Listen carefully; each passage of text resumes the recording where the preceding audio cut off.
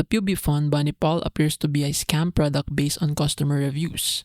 Numerous buyers on Amazon report that this toy is a cheap plastic item that looks nothing like the advertised pictures or videos.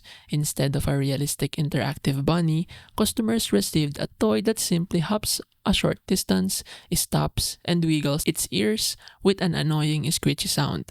Many reviewers describe the advertising as false and the quality as extremely low, with some stating the toy is worth significantly less than the $16 price tag. The product is frequently shipped directly from China, further contributing to concerns about its quality and the accuracy of the product description. Multiple reviewers explicitly labeled the toy a scam and advised others not to waste their money, with some reporting the nose stopped working shortly after arrival.